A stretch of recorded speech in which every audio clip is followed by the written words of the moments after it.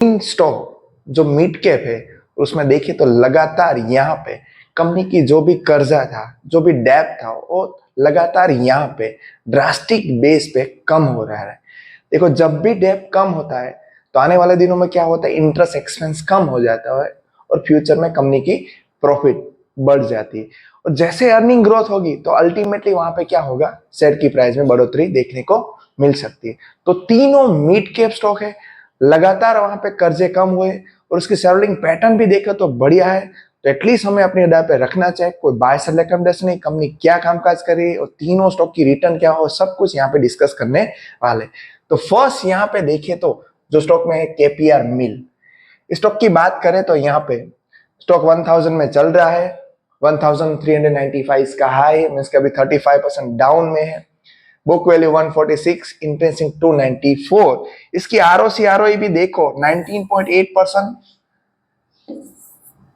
17%। Stock का भी 41 industry से डबल प्राइस में मिल रहा है। प्रमोटर के पास अच्छा खासा स्टेक है 67.5% और कंपनी मिड कैप है यहाँ पे, मीन्स कि यहाँ पे risk compare to small cap के यहाँ पे कम देखने को मिलता है। यहाँ पे देखो तो प्रमोटर ने यहाँ हाल ही में थोड़ी बिकवाली की 70 से लेके 67, फिर भी अभी 67% प्रमोटर के पास स्टेक है और यहाँ पे 6.55 लगातार यहाँ पे आपको खरीदारी देखने को मिल रही है। वो है यहाँ पे देखो 3.3 से, मीन्स के 3% से अभी ऑलमोस्ट डबल कर दिया एफआई ने स्टेक भी। और यहाँ पे स्टॉक में बात करें, डीए ने भी लगातार खरीदारी और पब्लिक के पास ओनली 7% है। इसकी बैलेंस शीट देखो, जो हमने पहले बात की वही हमें यहाँ पे मेन देखना है कि भाई क्यों ऐसा है। तो यहाँ पे रिजर्व कंटिन्यूस बढ़ रहे हैं आपके सामने। बोरिंग इसकी देखो लगातार यहाँ पे रिड्यूस हो रही है। पहले देखो आप 207, 179 करोड़, 626 करोड़, 448 और अभी फिलहाल देखे तो 54 करोड़। मीन्स कंपनी ने कर्जा कम किया। कंपनी कर्जा कब कम कर सकती है? तो रीजन यहाँ से कंपनी के पास फंड होगा, प्रॉफिट जो रेज किया होगा, तभी तो पॉसिबिलिटी देखने को मिल सकती है। और यहाँ पे स्टॉक के सेल्स ग्रोथ देखो आप, प्रॉफिट ग्रोथ देखो। सेल्स ग्रोथ, प्रॉफिट ग्रोथ आपको अच्छे नहीं लगेगी लास्ट ईयर के, और प्रॉफिट ग्रोथ 3 ईयर की अच्छी नहीं है, मगर स्टॉक के सीएजीआर देखो। अभी ऐसा लग रहा होगा इसलिए तो यहाँ पे एफआई ने फिर से स्टेक खरीदा, डीए ने भी फिर से स्टेक खरीदा। तो ये लोग को भी हमें अपनी निगाह पे रखना चाहिए। ऐसे लोग यहाँ पे बड़े बड़े इन्वेस्टर खरीदारी नहीं करते। आप देखो यहाँ पे लगातार एफआई की खरीदारी है और डीए की भी लगातार यहाँ पे खरीदारी आपको देखने को मिलते है। तीनों को मिला ले तो 93% जितना यहाँ पे प्रमोटर एफआईडीए के पास स्टेक है। और स्टॉक की यहाँ बात करें तो यहाँ स्टॉक हमें अभी, जैसे मैंने पहले बोला आपको, 35-40% जितना डिस्काउंट में आप देख सकते हो। 30% डिस्काउंट में हमें अपने 52 वीक हाई से मिल रहा है। और डेप दिन ब दिन यहाँ पे कम हो रहा है। रिजर्व का बढ़ना, यहाँ पे डेप का कम होना, ये सब यहाँ पे कंपनी के गुड साइन है। अभी तक मान लो कि भाई कोई अभी तक रिटर्न अच्छा दिया है, थोड़ा टाइम रिटर्न नहीं दिया और फिर से यहाँ फिर भी एफआई खरीदारी कर रहे हैं, जिसके आने वाले दिनों में कुछ तो अच्छा हो सकता है। और यहाँ पे इसकी प्रॉफिट एंड लॉस की भी हालत आप देख सकते हो, लगातार अच्छी खासी यहाँ पे मूवमेंट देखने को मिल रही है। और इसकी चार्ट की एनालिसिस हम कर ले तो भाई अंडर वैल्यूड, ओवर वैल्यूड, इस हिसाब से भी देखे तो इसका पी है जो नीचे आ रहा है और जो इसकी अर्निंग है वो स्टेबल हो गई, इसीलिए तो यहाँ पे अर्निंग नहीं दिख रही, मीन्स इसीलिए तो स्टॉक नहीं चला। मगर यही तो स्टॉक होते हैं जहां पे इन्वेस्टमेंट के मौके देखने चाहिए। अभी अच्छी प्राइस में अवेलेबल, एटलीस्ट अपनी रडार पे रखना चाहिए। सेकंड स्टॉक है जहां पे तेजी से कर्जा कम किया है,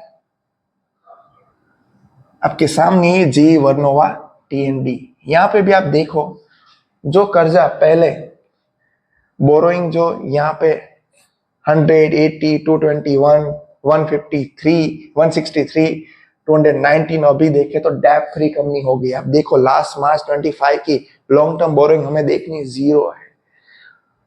रिजर्व देखो तो कंटिन्यूस बेस पे बढ़ रहे हैं। इसकी यहाँ पे दूसरी भी फंडामेंटल मिड कैप स्टॉक 69, इसकी बुक वैल्यू इंक्रीजिंग 251, स्टॉक 99 के पी में महंगा है। डेप देखो तो ऑलमोस्ट नील, पैक भी अच्छा है 51। अपने जो भी इंडस्ट्री पी है उससे अभी महंगा मिल रहा है, मगर फिर भी यहाँ पे इन्वेस्टर में एफआई आप देख सकते हो लगातार बुलिश है। जून 24 में यहाँ 2% था, अभी देखे तो 14%। नो डाउट यहाँ पे सितंबर 24 से जून 24 से लगातार प्रमोटर बिकवाली करे जा रहे हैं, मगर खरीदता कौन है? FIDA। तो ये एक यहाँ पे गुड साइन मान सकते हैं। और साथ में रिजर्व भी बढ़ रहे हैं, बोरोइंग भी रिड्यूस हो रही है। स्टॉक की CAGR की तो कुछ बात ही मत करो। यहाँ पे सेल्स ग्रोथ देखो, प्रॉफिट ग्रोथ देखो, 166%। इसके मुकाबले में हमारा जो स्टॉक का PE 99, वो उसके हिसाब से तो यहाँ पे ओके ही है। और स्टॉक के CAGR आप देखो, 1 ईयर में 69, 3 ईयर में 190, 104%। तो बढ़िया अभी तक तो रिटर्न दिया है। और ये स्टॉक अभी हमें 3200 वाला स्टॉक 2900 में मिल रहा है, मगर इन्वेस्टर हो गए तो उसको भी ढूंढना चाहिए, थोड़े और डिस्काउंट के बाद ही अभी खरीदने की सोचना चाहिए।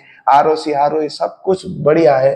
थोड़ी वेट यहाँ पे करनी चाहिए ओनली प्राइस करेक्शन की। जैसे प्राइस करेक्शन मौका मिलता है तो यहाँ पे इन्वेस्टर एक्टिव हो जाएंगे। और तीसरा स्टॉक सुजलोन एनर्जी, इसने भी अपनी जो भी डेप थी 11,000 करोड़ से लेके यहाँ पे धीरे धीरे आप देख सकते हो 129 करोड़, इतनी डेप कम की। और साथ में रिजर्व जो पहले माइनस में थे अभी प्लस में आ गए। ये सब भी यहाँ पे बढ़िया बेनिफिट है। और इन्वेस्टर भी आप देखो लगातार यहाँ पे FI के पास स्टेक 23%, DI ने भी लगातार खरीदारी की है। नो डाउट प्रमोटर ने बिग क्वालिटी। और एक स्टॉक में पहले से पब्लिक ज्यादा देखने को मिल रही है, मगर पहले के कंपैरिजन में जो 72% थी, अभी वो पब्लिक यहाँ पे ओनली 55%। तो जितनी पब्लिक ज्यादा होगी तो रिस्क तो ज्यादा रहेगा, मगर अभी देखिए तो अच्छी वैल्यूएशन में भी स्टॉक मिल रहा है। जिसमें भी देखिए तो बड़े बड़े इन्वेस्टर है, जो पब्लिक है उसमें भी 5% तो ऐसे ही इन्वेस्टर है जिनने अच्छा खासा स्टेक इंडिविजुअली खरीद रखा है। तो इसे भी अपनी रडार पे रखना चाहिए। इसका भी हम चार्ट देखें तो इसका भी पी रेशियो के बराबर ही देख सकते हो आप। पी डाउन है, EPS धीरे धीरे बढ़ा, क्योंकि पहले लॉस मेकिंग कंपनी थी, अभी प्रॉफिट मेकिंग हो गई है। इसके भी प्रॉफिट लॉस की बात कर दे तो यहाँ पे सेल्स ग्रोथ देखो, लास्ट ईयर 67, प्रॉफिट ग्रोथ 127, मगर स्टॉक ने इस साल में नेगेटिव रिटर्न दिया, क्योंकि लास्ट 3 साल और 5 साल में देखे तो बढ़िया सा रिटर्न दे चुका है। तो यही तो मौका होता है अच्छे स्टॉक को ढूंढना, और जो अच्छी वैल्यू में होता है तभी खरीदेंगे इन्वेस्टर। बाकी मोमेंटम स्टॉक को कौन खरीदे? Generally short term investor. तो यहाँ पे ऐसा बोल सकते हैं, स्टॉक भी सुजलोन आप अपने सामने देख सकते हो 30% स्टॉक डाउन है, तो अच्छी प्राइस में मिल रहा है।